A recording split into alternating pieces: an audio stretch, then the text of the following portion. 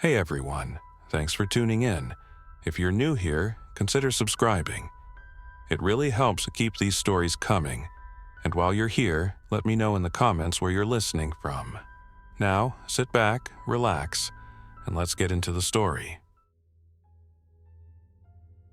I had been on night shift when the national broadcast went strange, when the anchors began using unfamiliar words with careful voices, when the phone on the steel desk in the control room of Glen Canyon Dam started flashing every other minute with calls from people who had never once thought about cubic feet per second. By the time the sun rose 2 days ago, the grid had shed load in patches from Farmington to Flagstaff, and the satellite phones were our most reliable lines. It's now a little after hour 60, and I'm still in the same chair at the operator's console, still listening to humming generator bearings through the concrete. Still watching the line of numbers along the SCADA screens that tell me, minute by minute, if the dam and the river below are going to keep the heartbeats of a lot of towns steady. My name is Noah Benally, Senior Hydropower Operator for Reclamation at Glen Canyon. Page, Arizona, is 3 miles west. The dam is the mile-long curve that holds back Lake Powell. The spillways are on either shoulder of the arch, tunneled through the Navajo sandstone. If you've never stood here, the scale is hard to translate to civilian units. The power plant vault under my boots holds 8 Francis turbines spinning at 180 revolutions per minute, together capable of roughly 1,320 megawatts at full head. The lake pushes with a head that, when full, is over 500 feet above the turbine center lines. Water through the plant is measured in cubic feet per second, CFS for short, and the river below is a green ribbon that cuts south toward Lee's Ferry, Marble Canyon, and eventually the Grand Canyon. Out there, people are on battery lights and bottled water, and they keep calling to ask for one thing: open it up, give us more water. They're not wrong. Downstream communities don't drink directly from the tail race, but releases from Glen Canyon set the entire lower river in motion. Municipal plants further on need river stage stability and flow to keep their intakes wet and their pumps primed. Power co-ops are begging for megawatts to keep hospitals and shelters lit. But upstream of me, the lake has changed. The marina at Wahweap reports debris lines like winter, knots of flotsam pinwheeling in eddies near the intake towers, and things caught in the trash racks that aren't driftwood. Rangers describe people, the infected, drawn to the hum of turbines, waiting until the cold and the current take them. They aren't aggressive like the rumors say, not like the panicked videos I saw at hour 6. They gather and stand and stare toward the vibration and light, as if hearing something just under human hearing. When they lose balance, the lake does the rest. The booms keep logs out of the intakes. They were never designed to keep humans out. Bodies press against the trash racks on our penstock mouths, those steel bar grills that shield the plant. At first, it was driftwood and weed mats and a few life jackets. Now, the differential, lakeside versus penstock side, has crept up enough that the control room alarms chirp even in my sleep cycles. Intake head loss climbs. Water velocity through the racks accelerates. The flow lines in the penstocks get weird. I can hear cavitation singing faintly in Unit 4 when we push past 80% gate. Anyone who remembers the 1983 flood knows that word like a curse. Cavitation. Water flashing to vapor in low-pressure eddies, collapsing with the force of a tiny hammer, pitting stainless steel into moonscapes. The spillways were rebuilt and given aeration slots after 83, but the lesson remains. When the hydraulics get complicated, concrete and steel can die faster than people think. I keep the grid alive with careful hands on the wicket gates, those bronze vanes at each turbine that meter flow load. The SCADA bars on the glass show AGC requests from Western Area Power Administration. Hold 480 MW, frequency 60.00 hertz. In the last hour, the calls have shifted.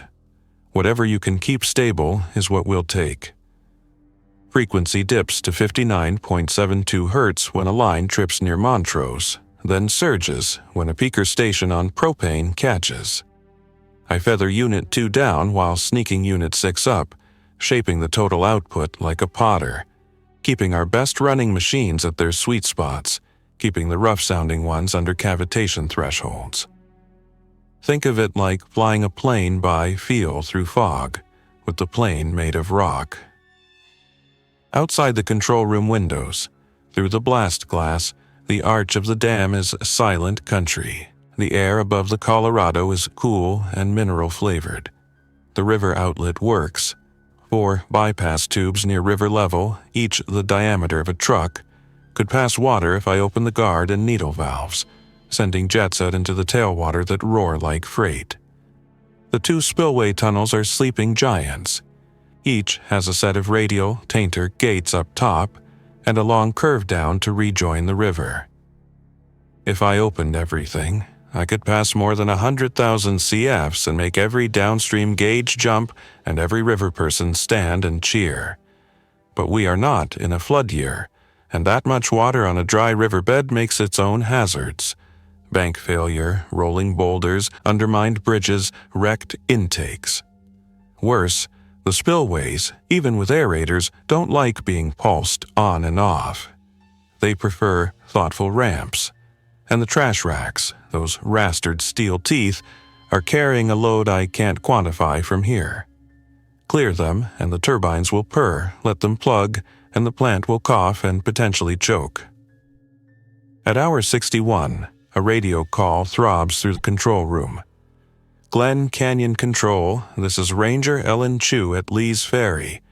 We've got 100 people at the boat ramp, and the raft guides say the stage is dropping. We need steady flow. Families are here with bottles. Whatever you can do, please. I close my eyes for a moment and picture the ramp at Lee's Ferry with its slope of rough concrete and the old ferry cable strung out like a memory. I picture the USGS gauge at the Pariah confluence, the staff plate with its painted numbers, the black box logging stage to a satellite. The data still comes in when the satellites cooperate. I slide a hand to the raised lower toggles and nudge Unit 5 a hair, then call back. Lee's Ferry, this is Control. Copy your request. We're going to hold 12,000 CFS through the plant for the next 6-hour block. That will feel steadier. Watch the gauge. I'll bring on 2,000 CFS more through the outlet tubes to top up. Please keep people off the green line. A pause. I imagine Ellen's nod. Copy, Control. We'll keep them back. Thank you. I add the 2,000 the way you light a candle, slowly, shielding from wind. The needle valves in the outlet works are old brass, smooth as worn bone. The pressure differential at head makes them sing. The jets hit the tailwater with white crowns. The plant's generators dig in and settle, amperes fattening on the big analog meters, kV at the switchyard holding. I picture the big porcelain 230 kV breakers out there beside the shadow of the decommissioned Navajo generating station. Its stacks gone, its switchyard still tying us into the desert. I log the numbers. Lake elevation, tailwater stage, plant output, bypass flow. I note the intake differential because that one number is what's keeping me from pushing power to everyone who asks. In the quiet after the valves, I hear footsteps on the gallery. Miguel Ortega, maintenance lead, knocks before he opens the door, a courtesy from before the world felt like it had too many edges. His hard hat is tucked under his arm. His hair has left a sleeping bag crease on one side. He smells like oil and lake air.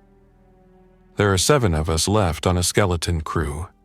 Me at the controls, Miguel's maintenance gang down to 2, Berta Arviso in the switchyard, Priya Rao keeping the PLCs alive, and 2 rangers we folded into our shift for security and first aid. People have families. Some left at hour 16 when the word containment started to feel theoretical. Some never checked in. Trash rack differential just ticked up another 1/4 foot. Miguel says, like a man telling you the snow line is a little lower than forecast. He lays down a tablet with the pressure transducer plots. The curve looks like a knuckle. If we get to a foot, I'll need to pull a unit and rack it.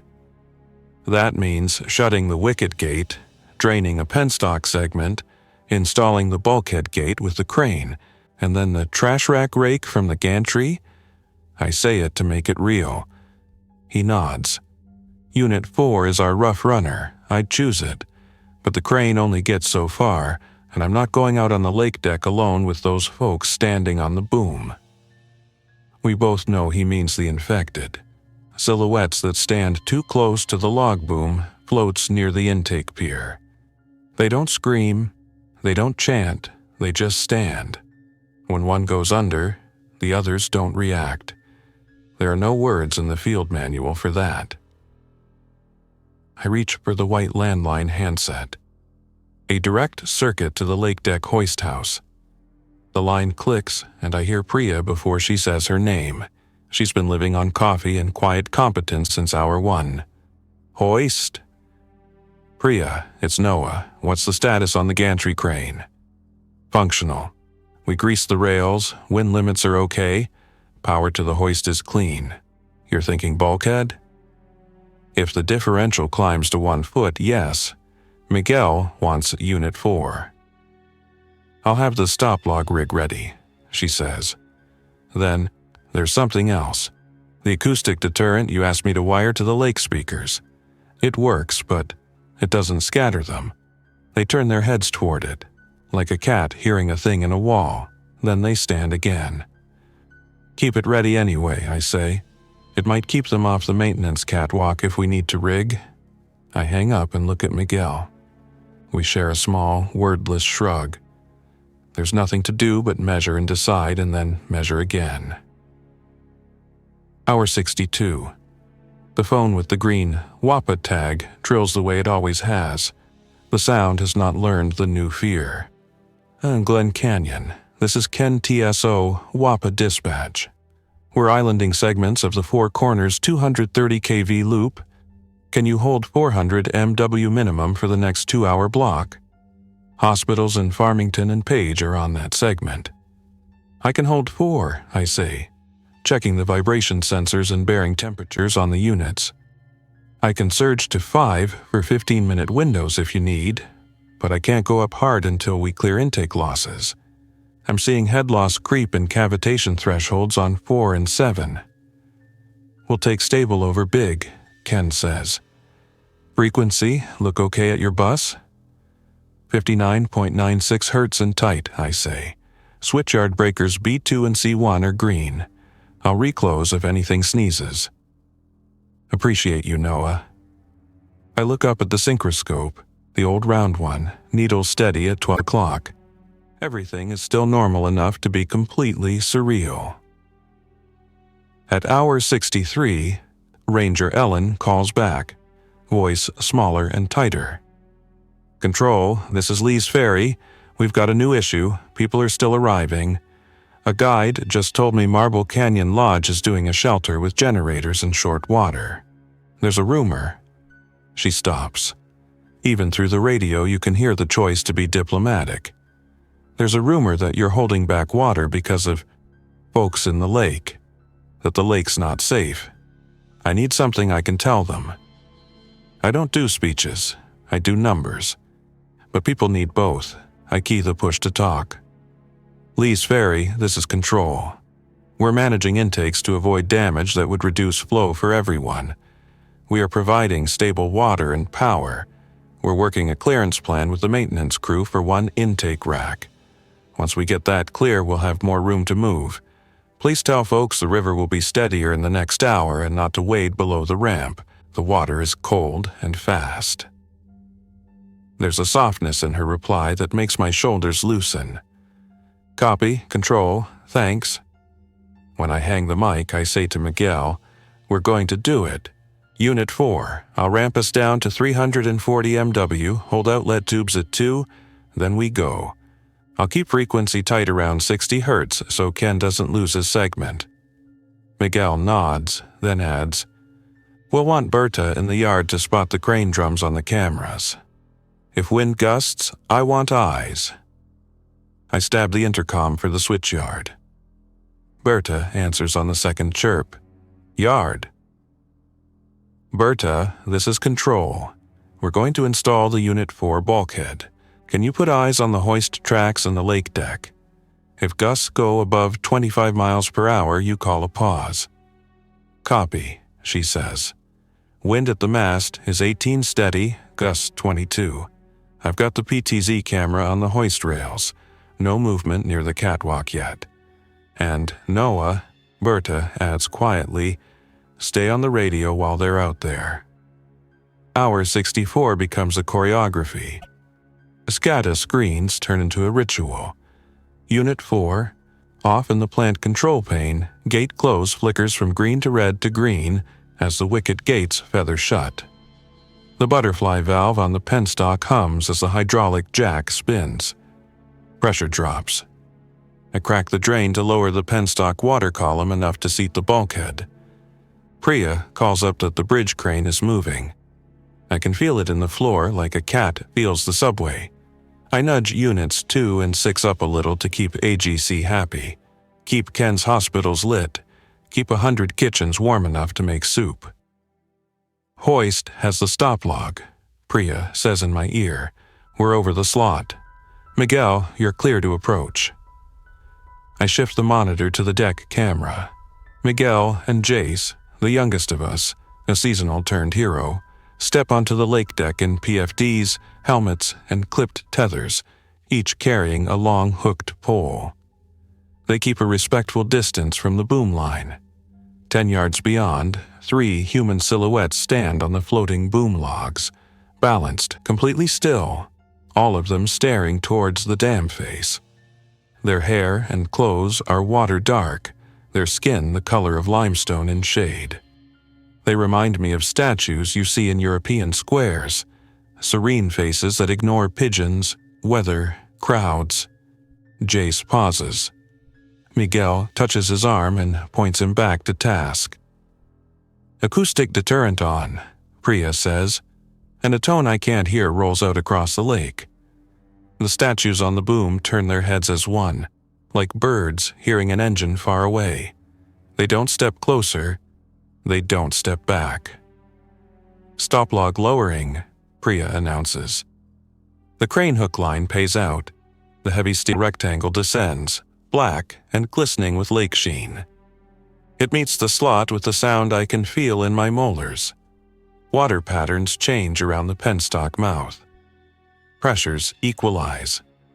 The rack is isolated enough that the rake can work. Rake on, Miguel says, and the trash rack cleaner, a traveling carriage with teeth like a steel comb, walks its way down into the water, then rips upward with a sudden harvest of sticks, rope, clothing, and slick pail shapes that twist and drop at the deck edge into a waiting skiff net. The skiff is unmanned. It's tied to a powered capstan and moved remotely. We're not sending anyone closer than we must. The first few scrapes yield manageable loads. The differential on the intake pressure readout drops from 0.72 feet to 0.45, then 0.38. The plant feels it. The sound in the concrete changes from tense violin string to deeper cello. I don't let myself breathe yet. On the third pass, the rake stalls. The ammeter on the cleaner jumps. Hang it, Miguel says calmly. Priya feathers the motor. The rake rises with a heavy slap. Something white and fabric-tangled catches and tears, sliding free. The differential drops to 0.29. The penstock is breathing easier. Then the wind picks up. It comes down the canyon like a deliberate creature, a low 25 mph push that turns to 30 in gusts. The boom rolls. The statues do the most human thing I've seen them do since hour 1. They sit, they fold downward and hold on. The capstan skiff jerks on its line. Jace reacts with a swift grab on a loose rope that could have lassoed his ankle into the water. He checks himself, breathes, and looks to Miguel, who just nods like it's a drill. Gust at 31, Berta says. Recommend pause. Hoist hold, Priya says. The rake freezes mid-stroke. Miguel and Jace clip their carabiners to the deck D-rings and lean into the wind. I can see their mouths moving. Calm words the mic can't catch. The shape of this work you only learn by apprenticeship. Differential at 0.26, I say softly to no one and everyone. We're going to make it. The wind eases like a decision. Berta sings out, "Back to 24 steady." Priya resumes. The rake continues its path. The fourth pull is clean. The fifth finds a knot of torn life jackets and fishing line and something that might once have been a dry bag. It sheds, slides, and is collected in the skiff net. The differential drops to 0.18. Unit 4's penstock is about as clear as we dare hope for in a morning. Stop log reseated, drain closed, penstock refilling, Priya reports. There's a glug you can feel in your shoes. I bring Unit 4's wicket gate open 2%. Watch line current and vibration, open to 10%, then 35%, and finally 70% at a conservative pace. The machine sounds better. The intake sensor reads 0.12. The others stay too high for me to ignore. But with one penstock recovered, we're not teetering on a bad cliff. I call Wappa. Ken, we're good for 480 MW stable for the next 4 hours. I can give you short pulses to 550 if you warn me a minute out. Copy, he says, relief like laughter at the edge of his voice. We've got a hospital in Farmington flipping to surgery backup for the next hour. If you can hold steady, you'll be in their prayers, brother. I hang up and call Ellen at Lee's Ferry. We're going to ramp releases by 1000 CFS over the next hour to smooth your stage. I want that ramp to be gentle. Tell the guides to watch their bow lines.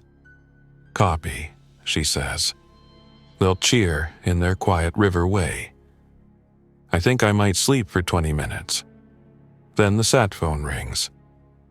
Sat phones don't ring for unimportant things anymore. I pick up. A voice I haven't heard in years comes through. Noah, it's Lala. Flagstaff water. We're barely making our head at Lake Mary. We've got chemicals, generators, operators, all that. What we don't have is time. Our booster pumps need steady power and a little more river if we're going to refill the south tank by tonight. Can you push another 2000 CFS for 4 hours? Lala and I went to school together at Northern Arizona. Both of us kids who liked valves and mountain air. I look at the plots and try, because that's what you do now. With one intake cleared, I could push, but the other 7 are still elevated. The plant can pass 31,500 CFs at full power, and with the bypass tubes we can add 15,000. We're nowhere near those numbers, but numbers without context lie. We're fighting a creeping plug we can't see.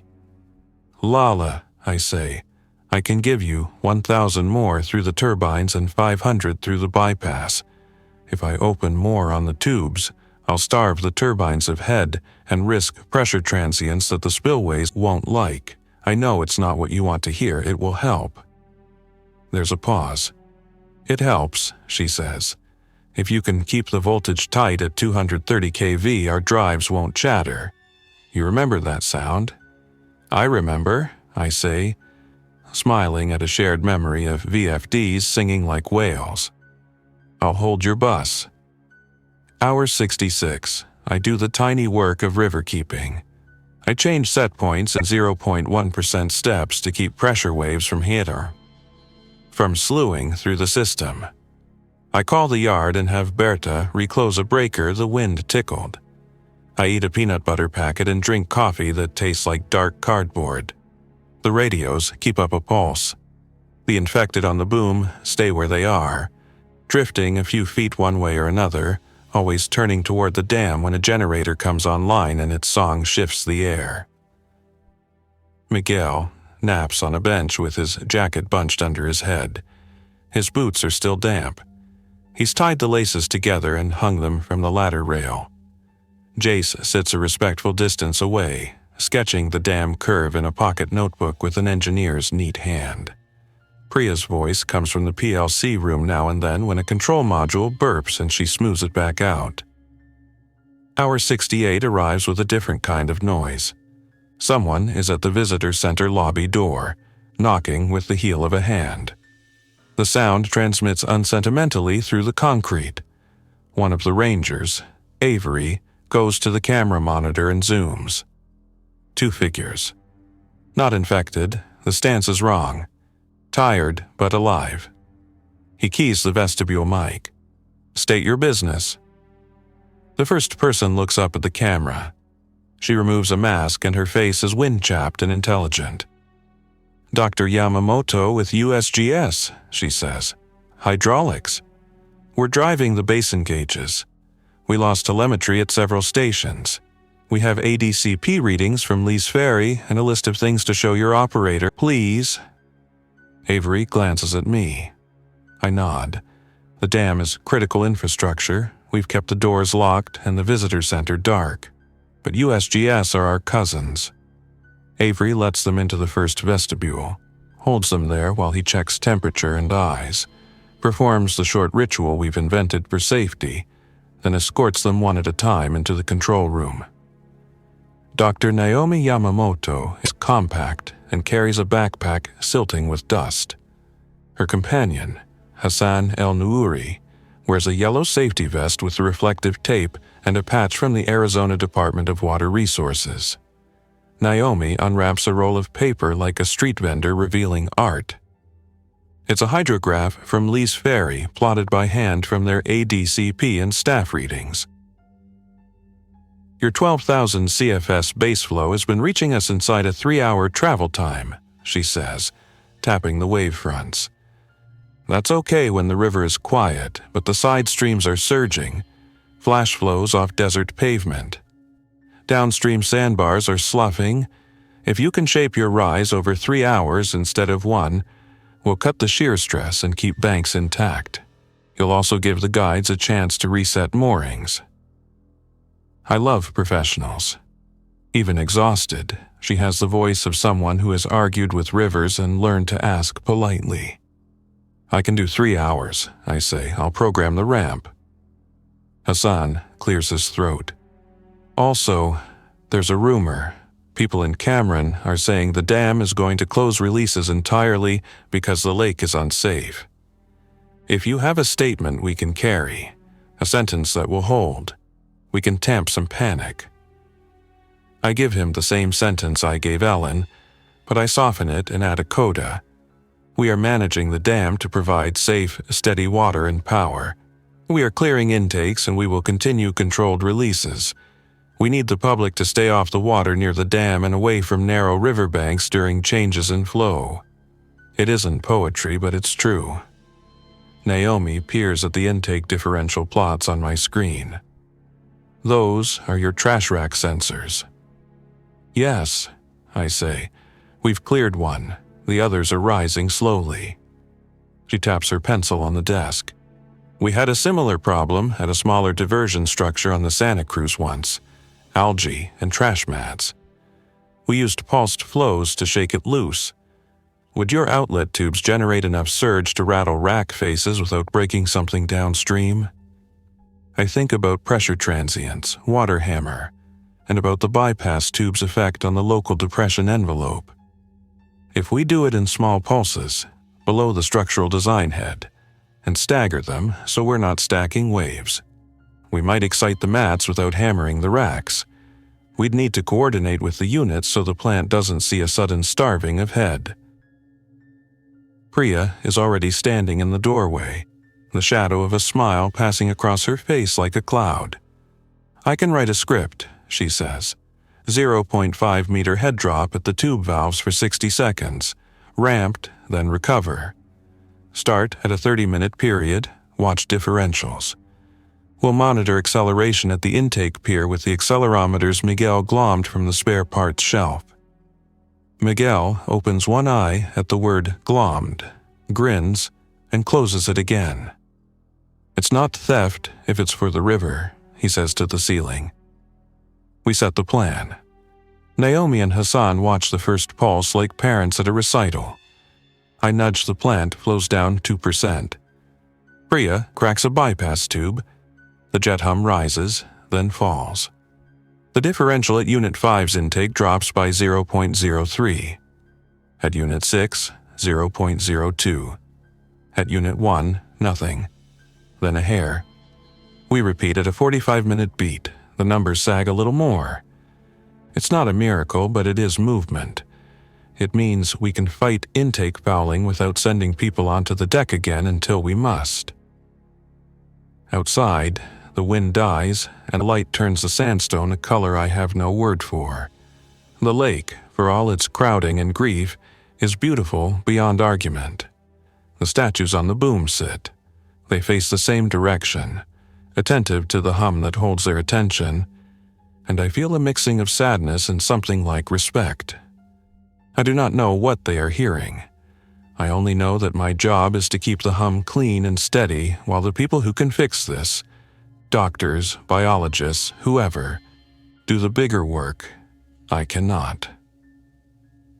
Hour 70. The parapet speakers play a recorded message every 15 minutes. A gentle voice asking people to stay away from the dam face and the river outlet jets. We added versions in English, Navajo, Hopi, Spanish. Avery stands watch with binoculars and a non-lethal shotgun loaded with beanbag rounds across his chest. A formality and a comfort neither of us fully articulate. We have a few more tools. A flare pistol for signaling, a bullhorn, pepper spray in case a living, panicked person runs where they shouldn't. The infected don't run, and they don't flinch from light. Hour 72. Naomi and Hassan leave with Avery escorting them to their truck. They take copies of our plots, my sentence for the rumor mill, and a canvas bag with 2 bottles of water and a handful of MREs. I want to give them a generator. Instead, I give them a steady river. The sat phone rings again. It's WAPA. "Noah, we lost a 115 kV line south of Gray Mountain. Can you support reactive power for the next hour? Voltage VRs." "I can increase excitation on units 2 and 6 by 5%, I say, fingers already on the AVR set points. "Watch for heating." We do the dance. Power factor shifts toward 0.95 lagging. Voltage at the bus holds and then kneels, then holds again. Hospital pumps 3 towns away, breathe, and the lights on a school gym in Tuba City, now a shelter with cots, stay on. Somewhere, a child sleeps with their hand uncurled. I let myself imagine it because the alternative is to become a perfect machine, and people don't survive as machines. I sleep for an hour on the office floor with a folded jacket under my head. When I wake, the dam is still here. The concrete does not care about my dreams. The numbers care only about head, flow, friction, spin. Hour 78 is when the hard decision arrives.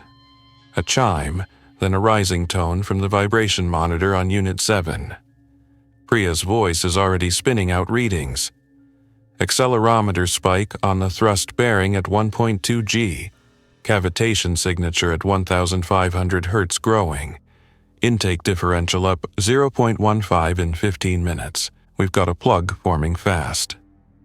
Miguel is on his feet before his eyes are fully open. "Rake again," he says. I shake my head. Wind is at 35 sustained on the mast, gusting 40. We can't put anyone on the deck. And if the plug spreads across 6 and 7, our AGC will starve. Silence stretches, fragile like a thin sheet of ice. Then Naomi's idea rings in my head like a bell. "We pulse," I say. Not the slow beat. We go shorter, paired, with a phase offset between the tubes nearest 7 to shake the face. We cut unit flow in a coordinated dip so we're not starving the penstock against a closed path. Priya, can the PLCs do this without playing the drum solo on the plant? Her eyes narrow, then brighten. I can hold the PID loops in widened error bands for 2 minutes and feed the set points a ramp so the governors don't kick back. We'll look sloppy, but safe. Berta, if you're going to do it now before gusts spike again. I'm seeing whitecaps at the forebay. I grab the radio. Lee's Ferry, control. You will see a small stage wobble in the next 30. No danger. Keep people off the immediate ramp. Copy, Ellen says. We'll clear. I breathe once, twice, counting like I used to as a kid before diving off rocks into warm water. Do it. The plant becomes a living model. The governors sag, the bypass tubes open a little more than feels polite, and the jet strikes become short syllables. Shh, shh, shh. The intake differentials kink on the plots like a muscle twitch. Unit 7's acceleration spike rises, holds, and then drops 0.2 G. The cavitation keening in the concrete fades to a lower note. Priya hums under her breath, something tuneless and content. Miguel watches the deck feed with his hands flat on the console like he's warming them over a fire. We hold there, at that balance, for a long 10 minutes. The dam is a breathing thing. The lake responds to our touch like a giant animal that, against all expectation, allows our hands. The differentials ease. Unit 7's numbers creep back towards center. I ramp the bypass tubes down in reverse of our pattern, and the plant recovers to our original set points with only a soft complaint from the governors. We did not break anything. We might even have fixed something. Hour 80. I let myself make tea on a hot plate in the break room and drink it slowly on the control room steps. I watch the sky because it's free and available, and I have not yet learned how to not take it for granted. The lake light moves across the ceiling. Someone, maybe Avery, left a note on the whiteboard. Quiet is courage. I want to argue. I want to say that courage is doing the loud thing you don't want to do.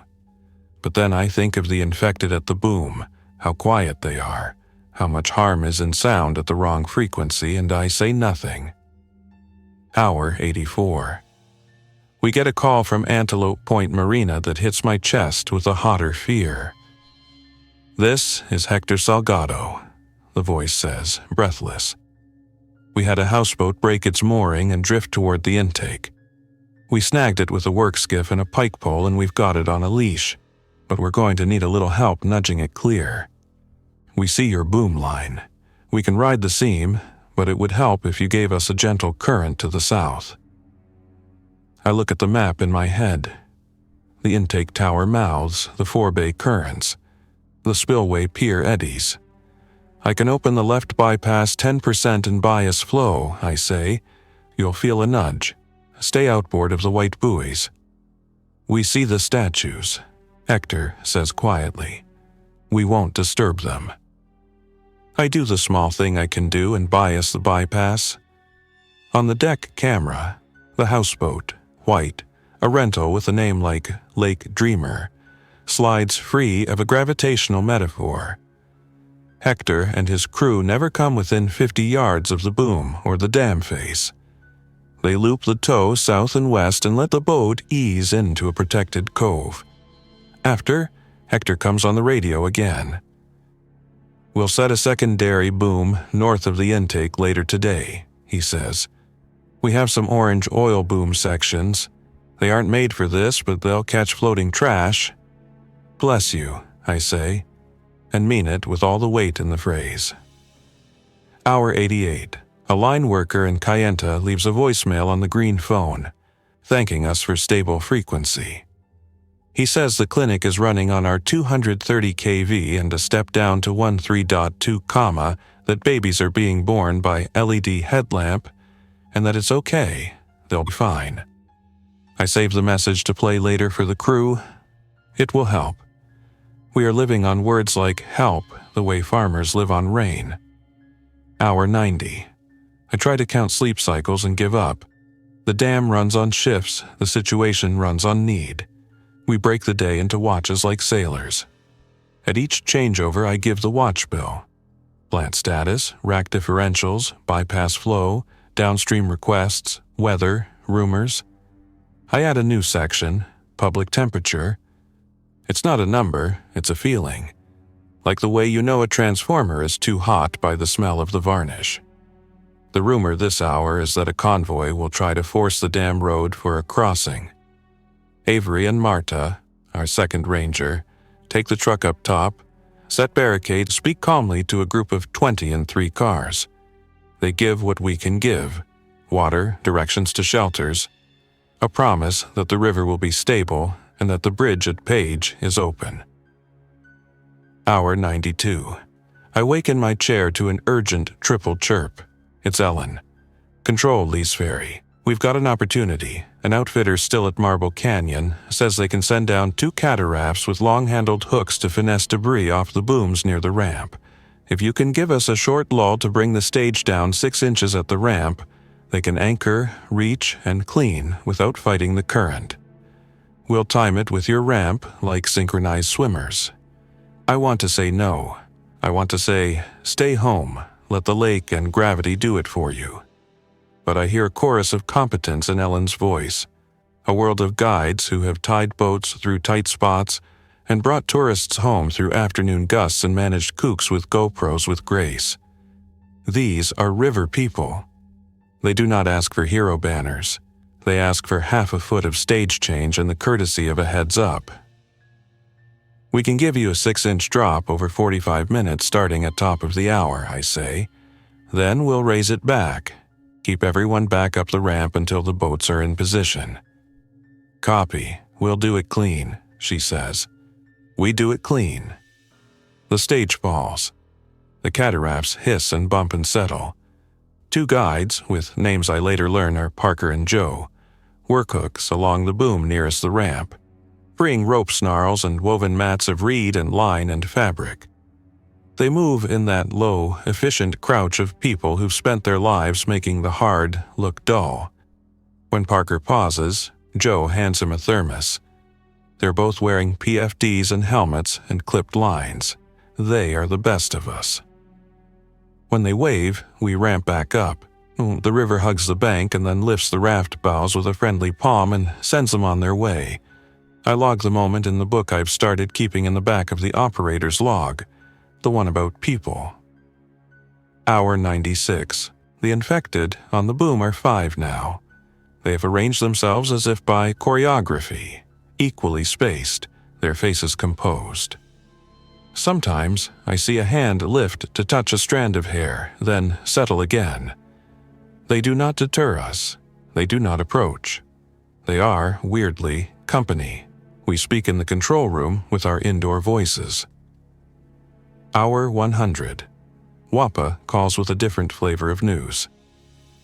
We're black starting a turbine at Glen Canyon's sister up north, Ken says. He means Flaming Gorge. If you can hold frequency within +0.02 H's for 2 hours, we can tie a new island and feed a corridor of clinics and shelters along US 191. I think of the lake up there, colder, steeper walled, green and spare. We'll hold, I say. We do. The synchroscope needle sits like a cat eye, unblinking. The generators sing. The grid re-knits 2 threads. Hour 108. Priya comes to me with a small smile and 2 cups of coffee she's coaxed from a tired machine. I gave the PLCs a watchdog, she says. If we lose my brain, they'll fall back to the last known good state. I don't like single points. Neither does the river, I say. We clink paper cups and laugh quietly, the way people laugh inside a church. Hour 112. The lake gives us back our first clear intake day. Differential on units 3, 4, 5, and 7 are all under 0.15 feet. The pulsing scheme works. Hector's secondary boom is catching flotsam. Parker and Joe did brave work at the ramp. The wind has been a friend today. The statues sit. Hour 118. We get a call from Flagstaff again. Lala's voice is stronger.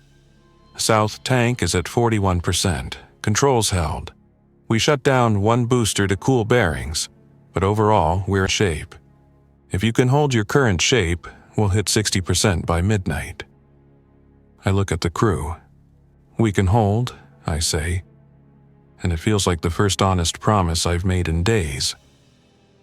Hour 120 arrives without fanfare. Hour 60 felt like a knot you couldn't pull apart. Hour 120 feels like a rope you've managed to coil without losing a hand. I stand on the dam at sunset with Avery. The sandstone is lit like a kiln.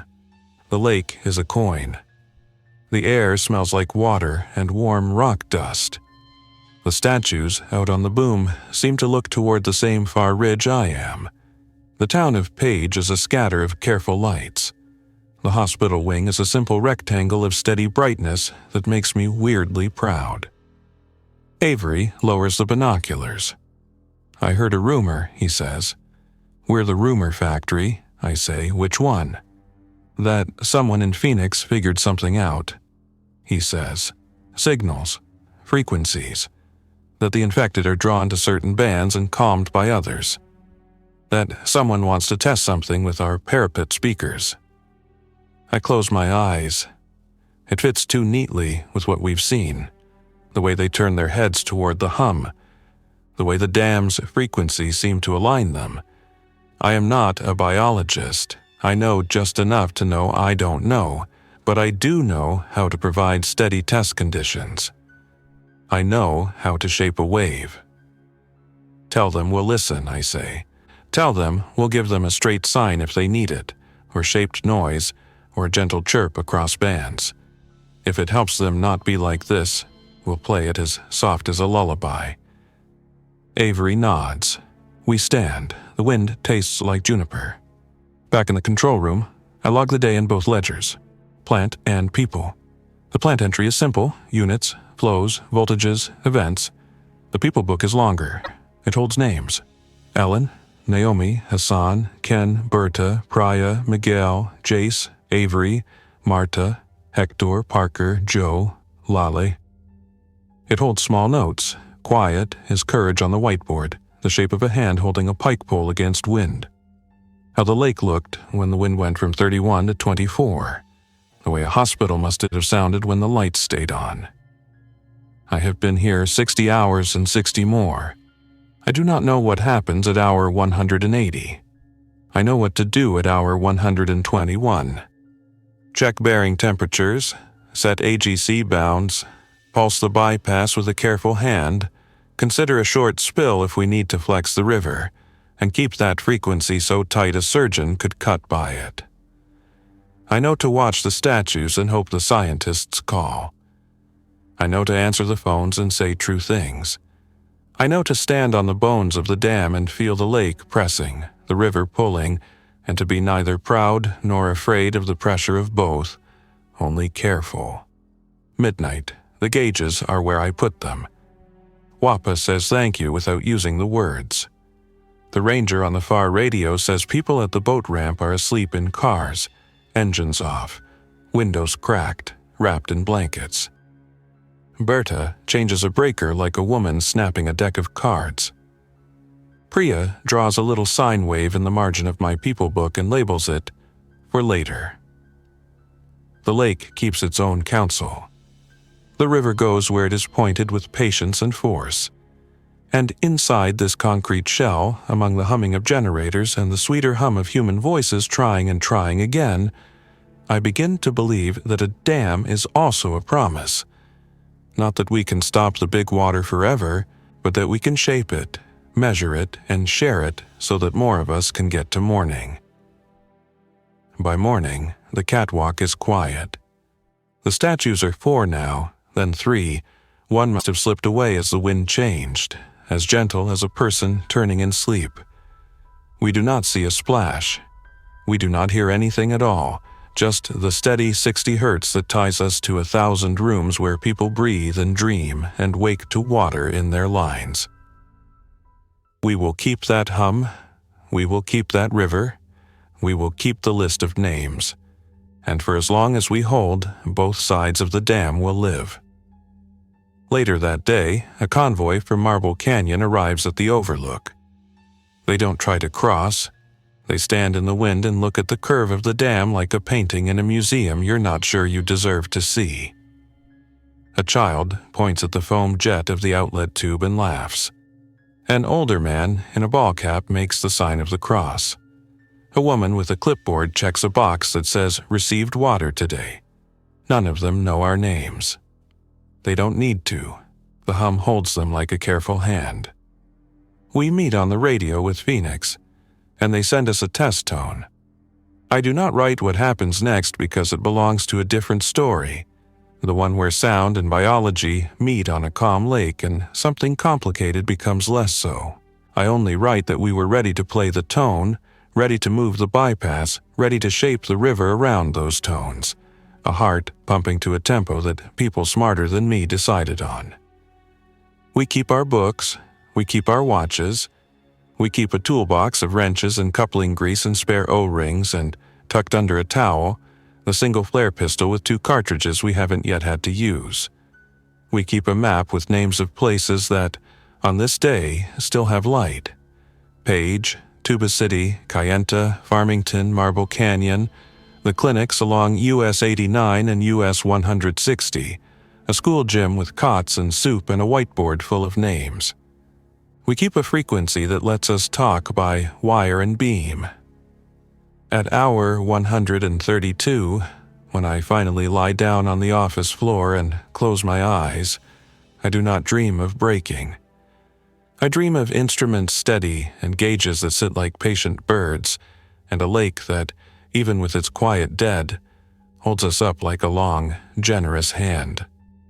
And when I wake to the next chime, I stand and go back to the console, because that is what you do when the river asks, and the lights ask, and 100 voices on the air ask.